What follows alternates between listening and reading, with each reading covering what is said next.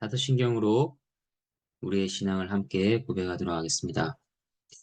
전능하사 천지를 만드신 하나님 아버지를 내가 믿사오며 그 외아들 우리 주 예수 그리스도를 믿사오니 이는 성령으로 잉태하사 동정녀 마리아에게 나시고 본디오 빌라도에게 고난을 받으사 십자가에 못 박혀 죽으시고 장사한 지 사흘 만에 죽은 자 가운데서 다시 살아나시며 하늘에 오르사 전능하신 하나님 우편에 앉아 계시다가 저리로서 산자와 죽은 자를 심판하러 오시리라. 성령을 믿사오며 거룩한 공회와 성도가 서로 교통하는 것과 죄를 사하여 주시는 것과 몸이 다시 사는 것과 영원히 사는 것을 믿사옵나이다. 아멘. 함께 찬양하겠습니다. 찬송가 488장 2절과 3절을 함께 찬양하도록 하겠습니다. 488장 2절과 3절입니다. 무섭게 바람 부는 밤 물결이 높이 설렐 때 우리 주 그 시내에 소망에 주리라. 주 나의 반석이시니 그 위에 내가 서리라. 그 위에 내가 서리라. 세상에 믿던 모든 것 끊어질 그날 되어도 구주의 언약 미사와 내 소망 더욱 그리라. 주 나의 반석이시니 그 위에 내가 서리라.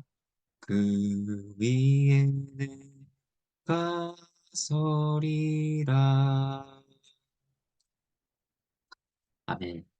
네, 오늘 함께 보실 하나님의 말씀은 마가복음 2장 13절에서 28절까지의 말씀입니다. 13절과 14절 하나님의 말씀입니다. 예수께서 다시 바닷가에 나가심에 큰 무리가 나왔거늘 예수께서 그들을 가르치시니라. 또 지나가시다가 알페오의 아들 레위가 세간에 앉아 있는 것을 보시고 그에게 이르시되 나를 따르라 하시니 일어나 따르니라. 예수님께서는 이 땅에서 끊임없이 계속 가르치셨습니다. 가르치시는 것이 그분의 중요한 사역이었습니다. 이 사역은 그 당시뿐 아니라 오늘날에도 여전히 동일하게 이루어지고 있습니다. 현재 예수님께서는 말씀과 성령으로 끊임없이 우리를 가르치십니다. 오늘 주어지는 말씀을 통해서도 우리를 가르치시고 깨닫게 하시기를 바랍니다. 먼저 오늘 말씀은 레위를 부르시는 것을 보여줍니다. 그는 세리였습니다. 당시 세리들은 창녀와 한 세트였습니다. 세리는 창녀와 함께 죄인들의 대표들이었다고 할 수 있습니다. 세리는 이스라엘을 압제하던 로마에 붙어서 같은 동족의 돈을 갈취했습니다. 또 이방인들과 교류했습니다. 그렇기 때문에 탐욕적이고 이기적이며 불경건한 자들로 여겨졌습니다. 마태라고도 하는 이 레위가 태어났을 때부터 세리였을까요? 그렇지 않습니다. 그의 이름을 레위로 지은 부모들은 이 아이에게 어떤 소망과 기대가 있었을까요? 자신들의 아이가 레위 지파처럼 하나님을 섬기고 구별되기를 소망하고 기대했을 것입니다. 그런데 어떤 이유와 과정을 거쳤는지 이 레위는 이스라엘에서 가장 멸시받는 세리가 된 것입니다. 그러한 레위에게 예수님께서는 자신을 따르라고 하십니다. 이것은 매우 파격적인 일이었습니다. 이 불경건한 자를 도대체 왜 예수에게 세리가 필요한가? 예수도 알고 보면 더러운 탐욕을 가진 자인 것이 아닌가? 이러한 오해들을 받을 수 있는 상황이었습니다. 반면에 레위의 입장에서는 어땠을까요? 그는 이미 세리로서 사회적으로 돌이킬 수 없는 낙인이 찍혔습니다. 그런데 하나님으로부터 보내심을 받은 것 같은 분, 소문이 자자하며 놀라운 가르침을 전하시는 예수께서 자신을 따르라고 부르십니다. 레위 입장에서는 이것은 자신의 마음을 짓누르던 죄인이라는 의식에서 자유로워질 기회였습니다. 사람들에게 정죄받으며 비난받던 죄인의 신분에서 벗어날 기회가 찾아온 것이죠. 그래서 예수님의 부르심은 은혜였으며 너무나 큰 기쁨이었습니다. 예수님께서 우리를 부르심도 마찬가지입니다. 예수님께서는 우리에게 당신을 따르라고 하십니다. 이것은 무거운 짐이 아닙니다.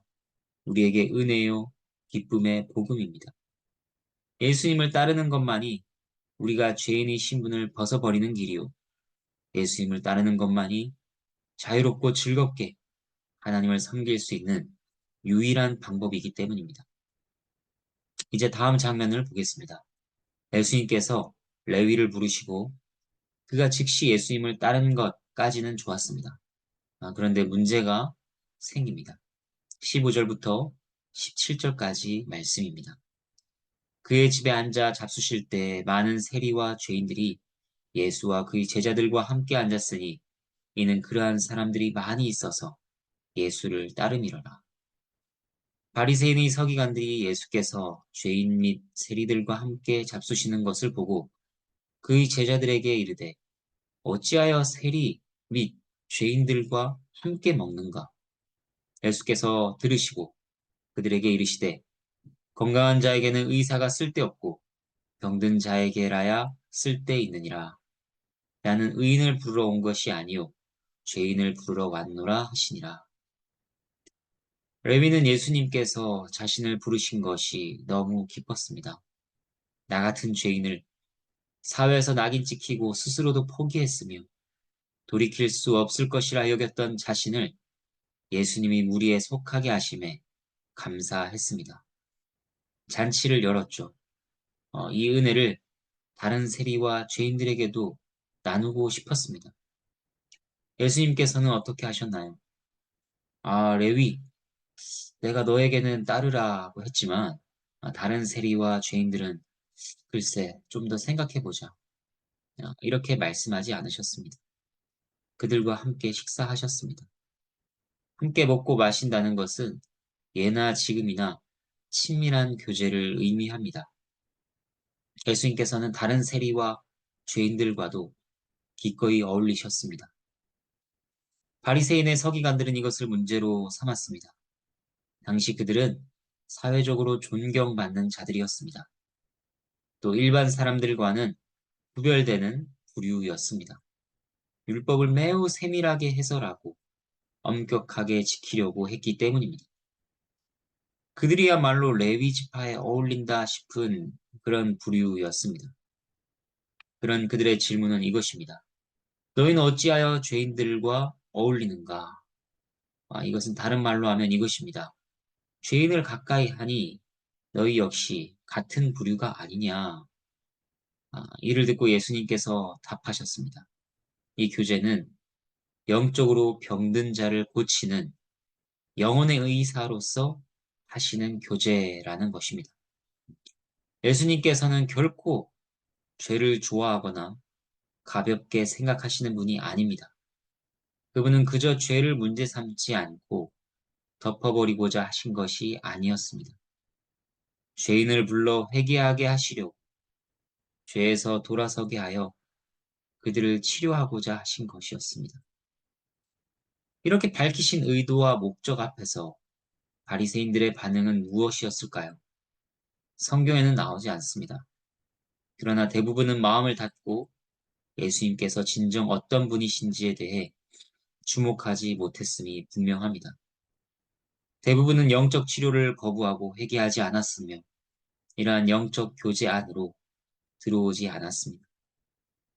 왜냐하면 그들은 스스로 하나님 앞에서 특별히 의롭다고 여긴 그런 자들이었기 때문입니다.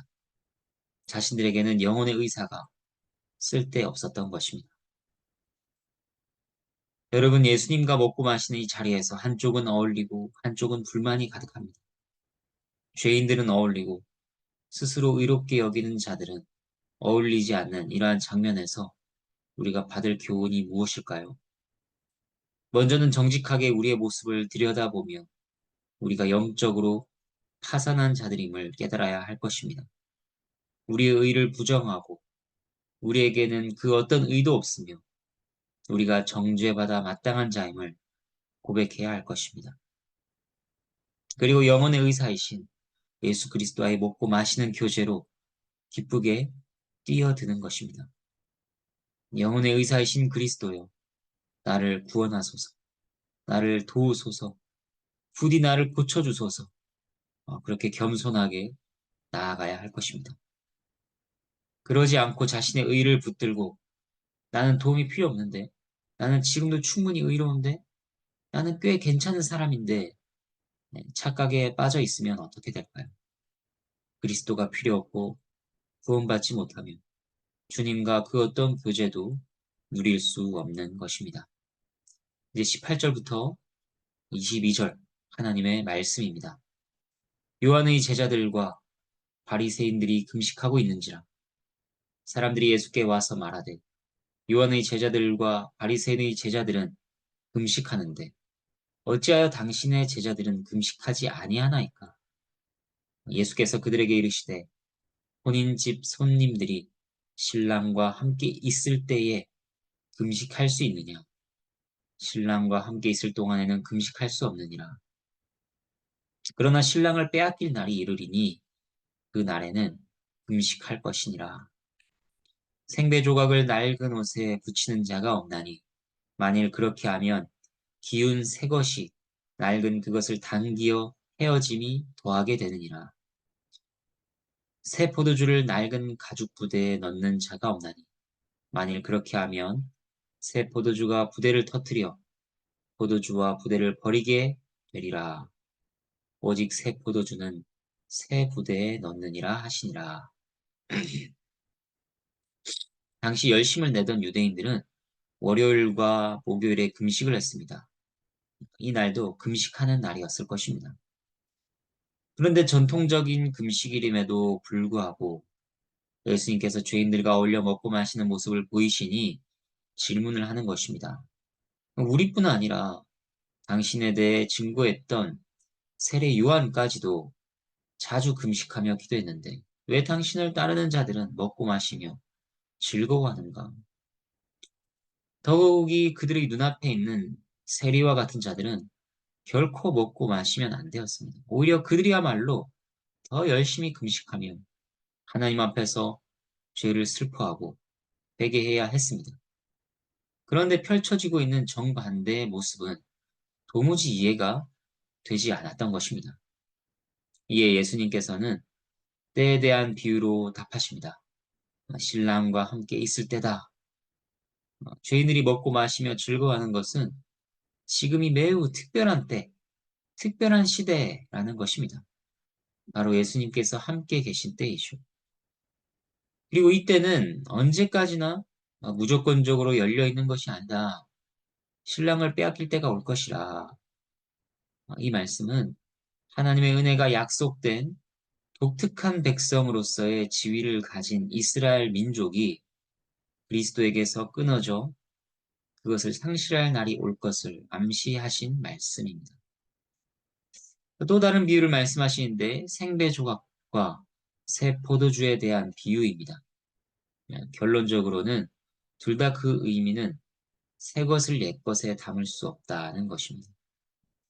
이것이 금식과 무슨 상관이 있는 것일까요?